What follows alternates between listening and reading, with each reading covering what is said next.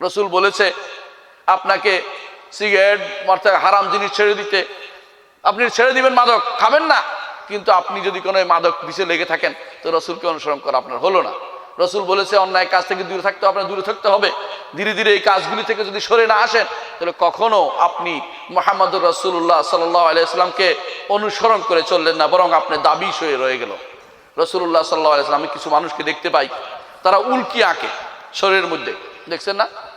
রাসূলুল্লাহ সাল্লাল্লাহু আলাইহি ওয়াসাল্লাম বলছে লাআনাল্লাহুল ওয়াশিমা ওয়াল মুস্তাওশিম, উল্কি আঁকা নারীদের মধ্যে অথবা যুবক শ্রেণীর মধ্যে খুব দেখা যায়। এটা কিন্তু হারাম ঘোষণা করেছে, আপনি হারামই থাকবে। রসুল কিছু মানুষকে দেখা যায় ব্রু ব্লাক করে নারীদের মধ্যে, এটা হারাম রসুল ঘোষণা করেছে, সেটা করা যাবে না। রাসূলুল্লাহ সাল্লাল্লাহু আলাইহি ওয়াসাল্লাম দাঁতকে সুন্দরের জন্য কাটাকাটি করতে নিষেধ করেছে, এটা যদি করেন তো এটা হারামের মধ্যে পড়বেন। এটা এই জন্য এটা তাফসীর করে দিয়েছেন। যখন আব্দুল্লাহ ইবনে মাসউদ রাদিয়াল্লাহু আনহু তার কাছে যখন বলা হলো যে আপনি কোরআন দিয়ে হারাম করেন, রাসূলুল্লাহ সাল্লাল্লাহু আলাইহি ওয়াসাল্লাম কি বলেছে, কোরআন দিয়ে হারাম বলতে হবে। তখন আব্দুল্লাহ ইবনে মাসউদ রাদিয়াল্লাহু আনহু বললেন যে কোরআন দিয়ে বলছি, কোরআনে আল্লাহ বলছে মা আতাকুমুর রাসূলু ফাখুদু ওয়া মা নাহাকুম আনহু ফান্তাহু, রসুল তোমাদেরকে যা করতে বলেছেন তা গ্রহণ করো, রসুল তোমাদেরকে যা নিষেধ করতে বলেছেন তা পরিত্যাগ করো। এটা কোরআনের কথা, রসুল বলেছেন এই কাজটি করা যাবে না, এটা করবে না তোমরা। ইমানদার কখনো আল্লাহ এবং তার রসুল কিছু বললে অপশন খোঁজে না। ওমা কানা লিল মুমিনিন ওয়ালা মুমিনাতিন ইজা কাদাল্লাহু ওয়া রাসূলুহু আমরান আন ইয়াকুনা লাহুমুল খিয়ারাতু মিন আমরিহিম, ইমানদার নারী পুরুষ যখন আল্লাহ এবং তার রাসূলের কোনো ফয়সালা শুনে বলে না যে আর কোনো সুযোগ আছে কিনা, এটা খুঁজে না, বরং তারা ছেড়ে দেয়। আপনারা জানেন যখন মদ হারাম করা হয়েছে, মদ যখন হারাম করা হয়েছে তখন মদিনার মানুষগুলো কি দেখলো যে সমস্ত মদের বোতলে তার মদের বা পানি দিয়ে সারা মদিনার রাস্তাঘাট পুরো হয়ে গেল। কারণ রাসূলুল্লাহ হারাম করেছেন, কেউ আর কোনোদিন তা মুখে দেয়নি। কেন মুখে দেয়নি? কারণ রসুলের নির্দেশকে তারা ভালোবাসতো, রসুলকে ভালোবাসতো, রসুল কি করেছেন সেটাকে দেখে তারা পছন্দ করত। আশ্চর্য হবেন আয়েশা রাদিয়াল্লাহু আনহা বলছেন, রসুল হাফসা রাদিয়াল্লাহু আনহা বলছেন রাসূলুল্লাহ সাল্লাল্লাহু আলাইহি ওয়াসাল্লাম বলেছেন যে 12 রাকাত নামাজ যদি কেউ পড়ে দিনে রাতে, আল্লাহ তাআলা তার জন্য জান্নাতে একটি ঘর বানাবেন। কোনটি আপনারা পড়েন তো? দিন রাকাত যেগুলি ফরজ সালাতের আগ পিছে যেগুলি আছে এগুলো। হাফসা রাদিয়াল্লাহু আনহা বলেন আমি জীবনে কোনোদিন যেদিন থেকে হাদিসটা শুনেছি সেদিন থেকে আর ছাড়ি নাই। আমর ইবনে আবাসা বলেন আমি যেদিন থেকে শুনছি হাদিস সেদিন থেকে ছাড়ি নাই। এরপরে যিনি আছেন তিনি বলেন আমি যেদিন থেকে সেদিন থেকে এটা ছাড়ি নাই। এর অর্থ হচ্ছে সবাই কিন্তু আমল করার জন্য সেটা করতেন। আব্দুল্লাহ ইবনে ওমর রাদিয়াল্লাহু আনহু তিনি একদিন শুনলেন যে আবু হুরায়রা রাদিয়াল্লাহু আনহু বলছেন যে ব্যক্তি কোনো মৃতকে দাফন করবে তার 1 কিরাত সওয়াব হবে। 1 কিরাত অর্থ হচ্ছে উহুদ পাহাড়ের মতো এরকম একটা বিরাট সওয়াব। আর যে ব্যক্তি জানাজা দিবে তার 1 কিরাত, যে দাফন করবে আরেক কিরাত। তখন তিনি আফসোস করলেন যে হায় রে, আমি তো জানাজা দিয়েছি ঠিক, কিন্তু আমি দাফন করতে যাই নাই। হায় রে, কত কিরাত আমার ছুটে গেছে। আফসোস করছেন যে কিরাত তাদের ছুটে গেছে, এই জন্য তারা আফসোস করেন যে আমার সওয়াবের জায়গা ছুটে গেছে, তারা আফসোস করতেন। আর আমাদের সমাজে যদি সুন্নত শোনা যায়, কিন্তু সুন্নত তো এত দরকার কি? হ্যাঁ, সুন্নত দরকার। ভালোবাসার প্রমাণ পাবে আপনি কতটুকু তাকে অনুসরণ করেছেন। ভালোবাসার প্রমাণিত হবে আপনি মুহাম্মদুর রাসূলুল্লাহ সাল্লাল্লাহু আলাইহি ওয়াসাল্লামকে নিঃস্বার্থভাবে অনুসরণ করেছেন কিনা, সেটা আপনাকে প্রমাণিত হবে ভালো আপনার তার কতটুকু অনুসরণ করেছেন। কোনো প্রশ্নবিদ্ধ না করে তিনি বলেছেন আপনাকে এটা করতে, সেভাবে করেছেন। চিন্তা করেন নাই যে কেন বা কে ইত্যাদি ইত্যাদি ভাগ বাটোয়ারা করেন নাই। আমাদের সমাজে ভাগ বাটোয়ারা করে। ভাগ বাটোয়ারা কি? এটা তো অতিরিক্ত সুন্নত, এটা তো কোনো রকমের সুন্নত। এই হাদিসের উপরে আমল করার দরকার আছে? আরে আপনি তো হাদিস পড়ছেন আমল করার জন্য, হাদিসকে ভিন্ন পথে প্রবাহিত করার জন্য নয়। একটা বিরাট গোষ্ঠী আছে যারা হাদিসকে ভিন্ন খাতে প্রবাহিত করার জন্য আমল করে। অর্থাৎ তারা কখনো চিন্তা করে না যে আমি যে রসুলের নির্দেশনা প্রাপ্ত হতে যাচ্ছি, রসুলের নির্দেশ মানতে যাচ্ছি, সেই রসুলের নির্দেশ মানা আমার উপর ফরজ, এবং তিনি ভালোবেসে আমাকে এটা করতে বলেছেন। আমি ভালোবাসার মর্যাদা দেই, আমি তার ভালোবাসার মর্যাদা দেই। পাকিস্তানি এক লোককে আরেকজন ধরছে, কয় তোমার লাড়ি এত লম্বা কেন, নবীটা এত করতে বলে নাই। তখন আরেকজন বলছে, সে উত্তর দিচ্ছে কি শুনবেন? বলছে আমি তো এটা চিন্তা করি নাই, আমি চিন্তা করছি আমার ভালোবাসার মানুষ আমাকে এটা রাখতে বলেছে, এই জন্য আমি এটা আর কাটিনি। আল্লাহু আকবার। চিন্তা করে দেখছেন, মানে তার ভালোবাসা চিন্তা করছে, আমিও তোমার ওই চিন্তা করি নাই কত কি হবে না হবে, দলিল দস্তাবেজ চিন্তা করি নাই, তো আমি বুঝছি যে এটা হাদিস, যেদিন থেকে হাদিস শুনছি সেদিন থেকে আমল করার চেষ্টা করেছি। কিভাবে তিনি চেষ্টা করে বুঝিয়ে দিলেন যে রাসূলুল্লাহ সাল্লাল্লাহু আলাইহি ওয়াসাল্লাম অনুসরণ কিন্তু করতে হয়, এবং সেটা কোন ভালোবাসা থেকে আসে, এটা শুধু দাবির মাধ্যমে আসে না। শুধু দাবি করলে সেটা হয় না, দাবির মাধ্যমে যেটা করবে সেটা কখনো গ্রহণযোগ্য হয় না।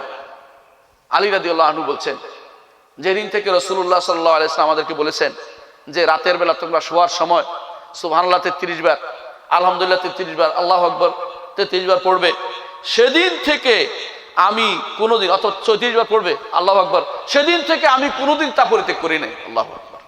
তো এক সাহাবী বললেন যে তার সাথী, যে আপনি কি সিফিনের যুদ্ধ কোনো, জামালের যুদ্ধ ত্যাগ করেন নাই? বলে না, জামালের যুদ্ধ কোনোদিন সেটা ত্যাগ করি না, আমি যুদ্ধের সময় সেটা ছাড়িনি। আল্লাহু আকবার। এরা হচ্ছে সুন্নতের উপর কিভাবে আমল করতে হয় সেটা তারা দেখিয়ে দিয়েছেন, এভাবে আমল করতে হয়। আব্দুল্লাহ ইবনে ওমর রাদিয়াল্লাহু আনহু, নাম শুনেছেন আপনারা, রাসূলুল্লাহ সাল্লাল্লাহু আলাইহি ইসলামের পদাঙ্ক অনুসরণ করে চলতেন, কি করতেন সেটা দেখে দেখে অনুসরণ করে চলতেন। এরকম ব্যক্তি হচ্ছেন আব্দুল্লাহ ইবনে ওমর রাদিয়াল্লাহু আনহু। একদিন তিনি স্বপ্নে দেখলেন একটা বিরাট স্বপ্ন। সকালবেলা এসে তিনি সেটা তার বোন ছিল রাসূলুল্লাহর স্ত্রী, বোনের কাছে এসে ব্যক্ত করলেন। তো বোন রাসূলুল্লাহ সাল্লাল্লাহু আলাইহি ওয়াসাল্লাম, হাফসা রাদিয়াল্লাহু আনহা রাসূলুল্লাহ সাল্লাল্লাহু আলাইহি ওয়াসাল্লামের কাছে জানালেন। তখন রাসূলুল্লাহ সাল্লাল্লাহু আলাইহি ওয়াসাল্লাম বললেন, আব্দুল্লাহ কতই না ভালো মানুষ, যদি সে রাতের তাহাজ্জুদ পড়তো। আব্দুল্লাহর আর কোনোদিন তাহাজ্জুদ ছুটে নাই, একটুকু আকাঙ্ক্ষাই যথেষ্ট হয়েছে সারা জীবনের জন্য। আব্দুল্লাহর তাহাজ্জুদ কোনোদিন ছুটে যায় নাই। উমর রাদিয়াল্লাহু আনহু মক্কা গেলেন, যাই দেখলেন যে হাজর আসাদের মানুষে কিলাকিলি করছে চুমু দেওয়ার জন্য।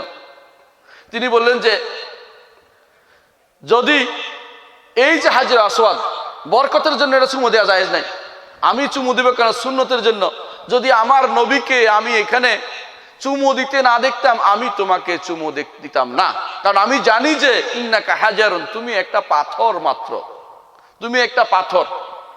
লাউলা আন্নী রাআইতু রাসূলুল্লাহ সাল্লাল্লাহু আলাইহি ওয়াসাল্লাম ক্বাব্বালাকা মা ক্বাব্বালতুকা, রাসূলুল্লাহ সাল্লাল্লাহু আলাইহি ওয়াসাল্লামকে দেখেছি তোমাকে চুমু দিতে, সেজন্য আমি তোমাকে চুমু দিচ্ছি, না হলে আমি নিজের পক্ষ থেকে তোমাকে কোনোদিন চুমু দিতাম না। কেন চেয়েছেন সেটা? কেন?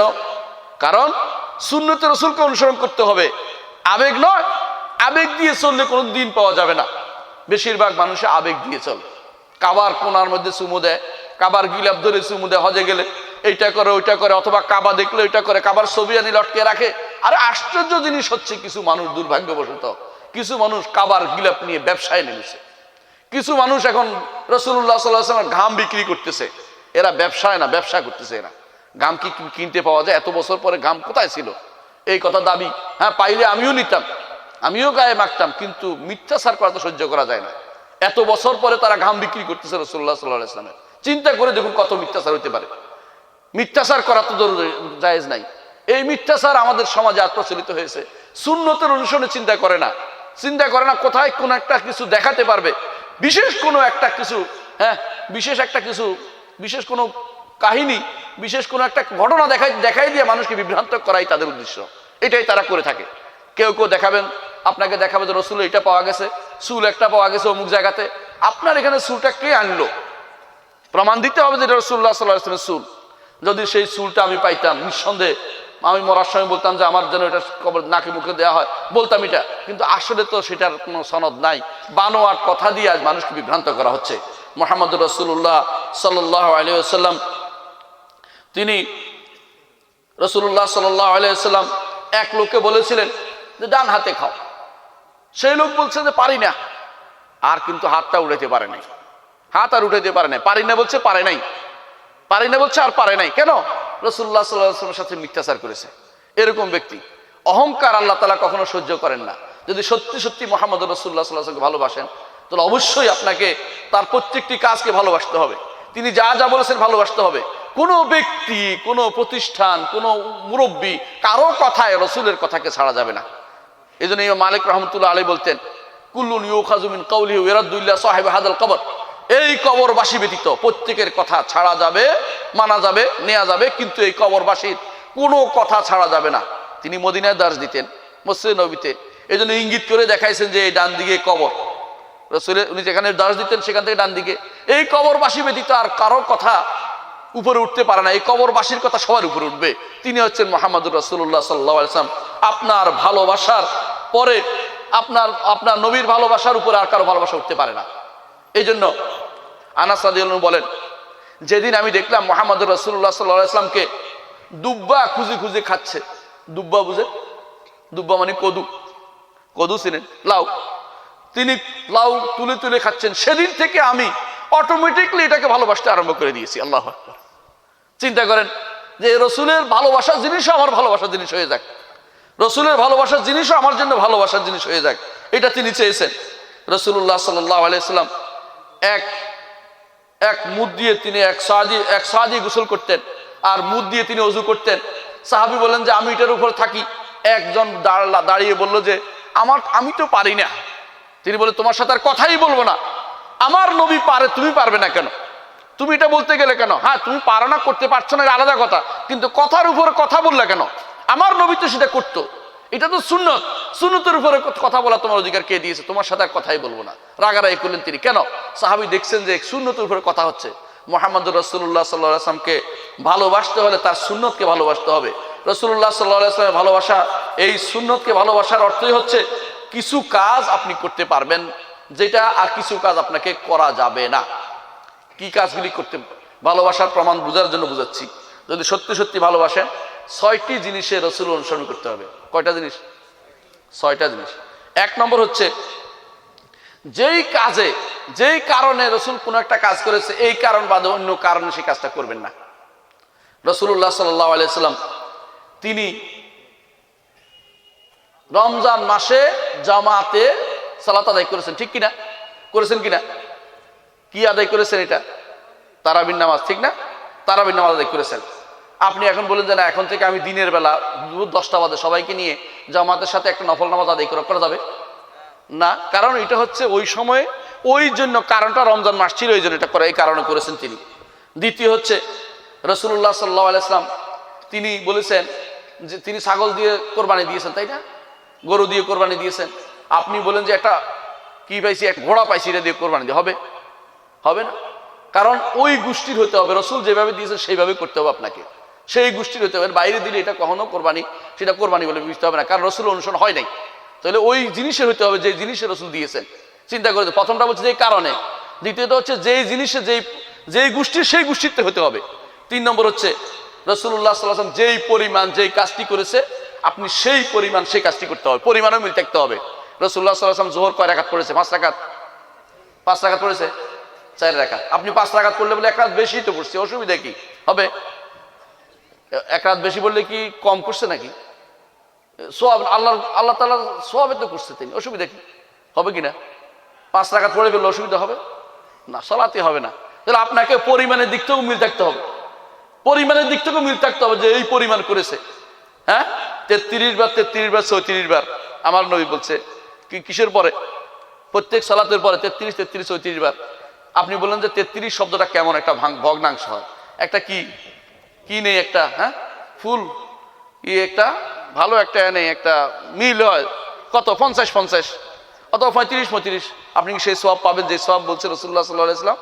হবে না। এর অর্থ হচ্ছে আপনাকে পরিমাণেও মিল করতে হবে, আপনাকে পরিমাণেও আমার নবীর সাথে মিল হতে হবে, আপনার পরিমাণের দিক থেকেও আপনার মিল থাকতে হবে। এইটা এইভাবে করেছে, এইভাবে এইভাবে। এই জন্য মুহাম্মদ রাসূলুল্লাহ সাল্লাল্লাহু আলাইহি ওয়াসাল্লাম বলেছেন পরিমাণ মিল রাখার জন্য যে সন্দেহের দিনে রোজা রাখা যাবে না। সন্দেহের দিন বুঝছেন? যদি কোনো এটা রমজান হয়, রমজান না হলে এটা শাবান, এরকম রোজা রাখা যাবে না। আপনাকে শিওর হতে হবে, কারণ রাসূলুল্লাহ সাল্লাল্লাহু আলাইহি ওয়াসাল্লাম শিওর হয়ে তিনি সওম পালন করছেন। সুতরাং আপনি যেমনি ইচ্ছে এমনি রাখতে পারবেন না, পরিমাণে মিল থাকতে হবে আপনার। শুধু পরিমাণ নয়, ধরনে মিল থাকতে হবে। যেইভাবে তিনি করেছেন, যেইভাবে যে কাজটি তিনি করেছেন, তিনি কি রুকুর আগে সেজদা করেছেন, তাই না? রুকুর আগে সেজদা করে ফেলছেন। তাহলে আপনাকে কি করতে হবে? আগে রুকু, পরে সেজদা, ঠিক কিনা বলেন? ঠিক কিনা? তাহলে এই দিক দিকেও মিল থাকতে হবে যে আপনাকে সিরিয়া যেভাবে রাসূলুল্লাহ সাল্লাল্লাহু আলাইহি ওয়াসাল্লাম যেটা করতে বলেছেন সেইভাবে, সেই পদ্ধতিটাও মিল থাকতে হবে আপনার, নইলে সেটা গ্রহণযোগ্য হবে না। আপনি যদি কোনো, তিনি বলেন যে ফজরের সুন্নত পরে, এখন থেকে আমরা সিদ্ধান্ত নিলাম ফজরের সুন্নত যেহেতু ডিস্টার্ব হয়, এটা আমরা সূর্য ওঠার পরে পড়বো, হবে না, হবে না। কারণ হচ্ছে আপনার সময়ের সাথে মিল হয় নাই, সময়ের সাথে মিল হয় নাই। মুহাম্মদুর রাসূলুল্লাহ সাল্লাল্লাহু আলাইহি ওয়াসাল্লাম তিনি এটাকে ওই সময় পড়তে বলেছেন যেই সময় তিনি ফজরের আগে পড়তে বলেছেন। ফজরের আগে পড়তে, পরে পড়তে তিনি বলেন নাই। হ্যাঁ, এটা কাজা হলে আলাদা কথা। রাসূলুল্লাহ সাল্লাল্লাহু আলাইহি ওয়াসাল্লাম তিনি আপনাকে কোরবানি করতে বলেছেন কোন দিন? হ্যাঁ, কোরবানির 3 দিন, তাই না? আপনি বলেন যে না, একটা কাজ করি, এখন থেকে আমরা মাসের শুরুতে কোরবানি করে খাইতে সুবিধা হবে, খেয়ে দে শক্তিশালী হয়ে ঈদের নামাজে যাব, অসুবিধা কি? অসুবিধা করলে কাজ হবে না, ওইটা কোরবানি গ্রহণযোগ্য হবে না। কারণ ওই সময়ে আপনাকে মিল থাকতে হবে, সময়ের সাথে আপনার মিল থাকতে হবে। সময় নয়, শুধু জায়গাতেও মিল থাকতে হবে। জায়গা কি? রাসূলুল্লাহ সাল্লাল্লাহু আলাইহি ওয়াসাল্লাম তিনি কাবাকে তওয়াফ করতে বলেছেন। আপনি বলেন যে না, আমার দেশে একজন বড় আল্লাহর ওলি আছে, ওনার কবরের তওয়াফ করা শুরু করে দেই। হ্যাঁ, তওয়াফে তো করা দরকার, একটা করলে দূরে যাইতে পারি নাই, আমরা যেহেতু যাইতে পারি না দেশের বাইরে, আমরা দেশের মধ্যে একটা কাজ শুরু করে দেই। অনেকেই করে, কয়দিন আগ থেকে করছে, কালকেও অনেকে করবে, আপনারা জানেন। এরকম জায়গাতে আপনার ইচ্ছা করলে কি আপনার কি এটা আদায় হবে নাকি? আমরা কেউ আরাফার ময়দানে যাইতে পারি না বলে অন্যখানে গেলে কি আরাফা হবে নাকি? মনে রাখবেন, এই জাতীয় কথাগুলি কেন বললাম, আমি কাউকে আক্রমণ করার উদ্দেশ্য নয়, কিন্তু বাস্তবতা হচ্ছে এটা। মিল থাকতে হবে আপনার কাজে, 6টি জিনিসে মিল রাখতে হবে। রাসূলুল্লাহ সাল্লাল্লাহু আলাইহি ওয়াসাল্লামকে মানার জন্য 6টি জিনিসে মিল রাখতে হবে। যেই কারণে যেটা করেছেন সেই কারণ মিল থাকতে হবে, যেই জিনিসের যেটা করেছেন সেই জিনিস হতে হবে, অন্য জিনিস দিয়ে হবে না। যেই পরিমাণ তিনি করেছেন সেই পরিমাণে মিল থাকতে হবে, সেই পরিমাণে মিল থাকতে হবে। যেই পদ্ধতিতে তিনি করেছেন সেই পদ্ধতিতে মিল থাকতে হবে, এবং যেই সময়ে যেটা করেছেন সেই সময়ে মিল থাকতে হবে। আর সর্বশেষ, যেই স্থানে যেটা করেছেন সেই স্থানে সেটা করতে হবে, অন্য স্থানে সেটা করলে হবে না। সুতরাং আমার নবীকে অনুসরণ করে চলি। তার অনুসরণ করার জন্য আল্লাহ তাআলা কোরআনে কারীমে বারবার বলেছেন, আতিউল্লাহ ওয়া আতিউর রাসূল, তোমরা রাসূলের আনুগত্য করো, আল্লাহর আনুগত্য করো এবং রাসূলের আনুগত্য করো। এটা হচ্ছে আল্লাহ বারবার বলেছেন কোরআনে কারীমে। এবং ইমাম আহমদ বিন হাম্বল বলেন, 30 ঊর্ধ্ব জায়গাতে আমি পেয়েছি, অর্থাৎ 30-এর বেশি জায়গাতে আল্লাহ তাআলা বলছেন যে তোমরা আল্লাহর অনুসরণ করো, নবীর অনুসরণ করো। এবং বারবার এটাও বলছেন যে নবীর অনুসরণ করলে আল্লাহর অনুসরণ করা হয়, নবীর অনুসরণ করলে আল্লাহর অনুসরণ করা হয়। সুতরাং প্রত্যেকটি মানুষ আমরা আমার নবীকে যদি ভালোবাসার দাবি করেই থাকি, আমার নবীকে যদি সত্যিকার অর্থে ভালোবাসি, তাহলে রাসূলুল্লাহ সাল্লাল্লাহু আলাইহি ওয়াসাল্লামের অনুসরণ করব, জানবো, মানব, জীবনের প্রতিটি ক্ষেত্রে তাকে আদর্শ হিসেবে গ্রহণ করব। আল্লাহ আমাদের বুঝার তৌফিক দান করুন। ওয়া আখিরু দাওয়ানা আলহামদুলিল্লাহি রাব্বিল আলামিন। আসসালামু আলাইকুম ওয়া রাহমাতুল্লাহি ওয়া বারাকাতুহু।